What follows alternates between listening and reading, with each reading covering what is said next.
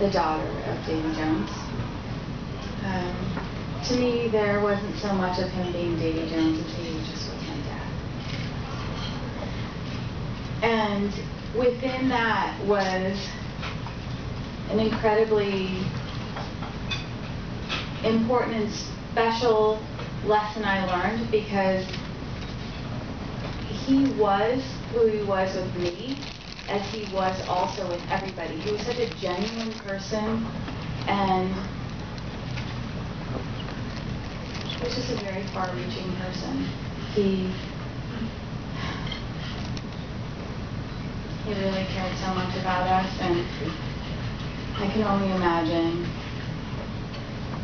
what he went through to balance all of the loves in his life. And having 4 girls is not that easy. At all. And it was a unique experience having him. We all had a different relationship, the 4 of us. Myself, Sarah, Jessica, and Annabelle. And Annabelle, who's here tonight. And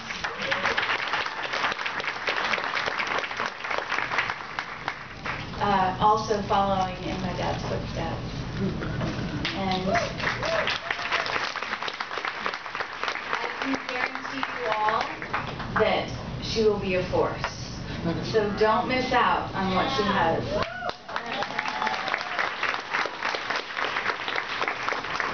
So, having said that, I wanted to just let you all know, like, how personal, how loving, how, again, going back to how far-reaching he was. Everything he said and everything he did was so genuine. I've just never known a person like that in my life. And to have a father like that,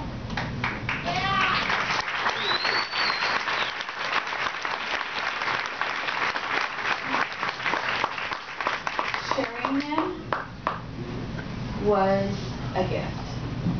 And we did do a lot of sharing with everybody here and everybody outside of here, and I really appreciate that we could all share him together.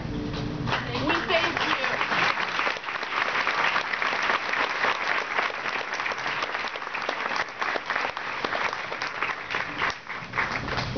He, as we've heard, had a lot of projects and hopes and dreams, and going back to his #1 love of horses. I appreciate you all being here, because it will help us, because we now have 14 horses too.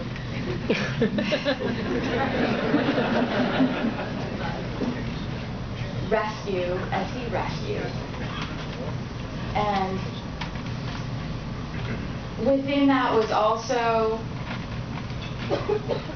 his love of his grandchildren and just trying to really be there. I mean, there was a whole part of his life where he wasn't able to be there on a day-to-day basis, but I'll tell you, he would show up in the most unexpected places for me that were so unbelievable and meant the world.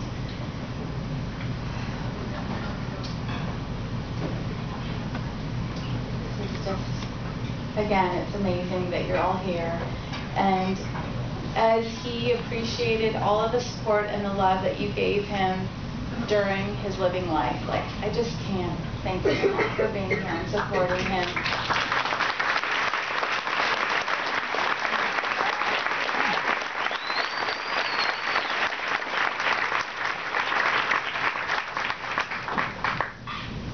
One of his most loved projects, well, I say most loved, he had a lot of projects that he truly had, again, such a far-reaching heart for, was working with Sandra Boynton. And I think when he became a grandfather, and I know that seems kind of like slightly odd to some people, like he's always the young. But he became a grandfather a few times, and at that point in his life, Sandra Boynton reached out to him to be a part of some of her projects, and he was most happy to be proud to be a grandfather. And I just would like to now introduce you to someone who has been so much a part of what he wanted to be as he became a grandfather, which is Sandra Boynton's daughter, Darcy.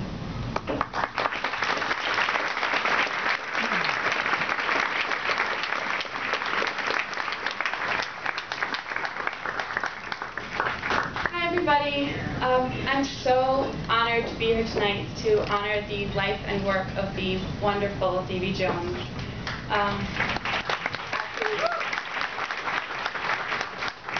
My mother raised me and my 3 older siblings on all the music that she loved growing up, so the Beatles and Billy J. Kramer, Neil Sedaka, and of course the Monkees.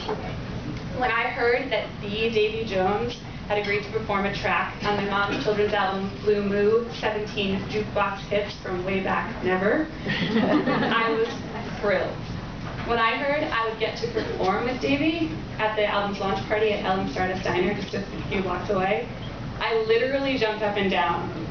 And I know that sounds a bit cliche, a teenage girl jumping up and down at the prospect of meeting Davy Jones, but I guess some things just never change. Davy was, unsurprisingly, a joy to work with. He was eternally kind, incredibly gracious, and endlessly professional. When we took our review to the Kennedy Center's Millennium stage, Davy, who could have easily met us in D.C. For the dress rehearsal, instead made the trip to Connecticut to rehearse with us at a tiny yoga studio. Though he was our host and our star, and though we were clearly in awe of him, he slid easily and enthusiastically into our little ensemble.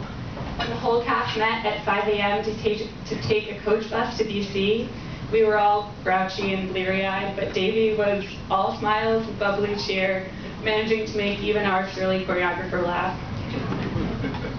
I can't stop thinking about that first launch party at Ellen Stardust. My 2 best friends and I, who together formed the 60s-style girl group, the Sparklets, were terribly nervous, as I am right now, for our first performance as a group.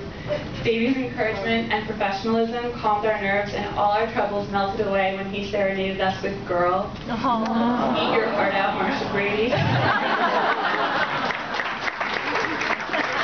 I cannot adequately express how grateful I feel to have known this incredible man, even for a short time. My mother sadly couldn't be here. It's her birthday and she had to stay home, and she's so sad to not be here. But she wanted me to share these words with you. There are people whose life purpose is clear from an early age. Davy Jones was a born performer. My guess is he greeted the obstetrician with a wink, a smile, and a clever remark.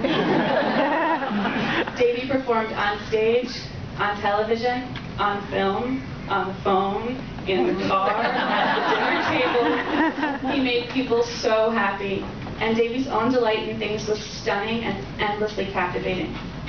My own life purpose was not as obvious as Davy's, but looking back, I now see that everything I've ever done was actually leading up to one great purpose, namely this: to end up in pajamas on stage with Davy Jones at the Kennedy Center. Here's how that came about. In 2006, I wrote a board book called Your Personal Penguin. The book was written as a kind of song, and the publisher, Workman Publishing, wanted to release the book with a song download. So Mike Ford and I wrote and arranged the track. We knew the ideal singer for the track would have to be someone of infinite charm and profound benevolence. There was one clear choice. That was Davy saying, "What? Infinite charm and profound benevolence?" There was one clear choice. So we asked, and we simply could not believe our luck when Davy Jones said yes. Davy's performance of Your Personal Penguin made it the most popular track we've ever done. It's even become a wedding favorite. In 2008, the Kennedy Center asked us to put together a stage show based on my songs for their Millennium stage, and so began the Blue Moo Review. And everyone everyone wanted Davy Jones to host it, especially those of us who got to wear pajamas alongside him on stage. It drew the largest audience the Millennium Stage has ever had, and we had the time of our lives. We are all so lucky to have had Davy Jones as our personal penguin, friend, and hero. The world was a wonderful place with Davy here, and has now lost some considerable sparkle. Like so many people, I will love him and admire him and miss him always.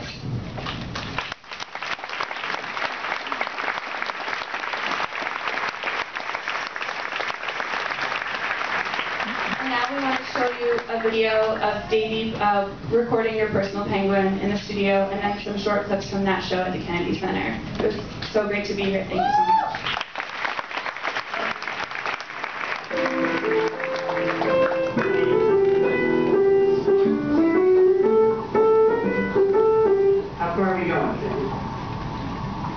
I want to listen to whatever you say. Yeah, let me try that. Now lots of other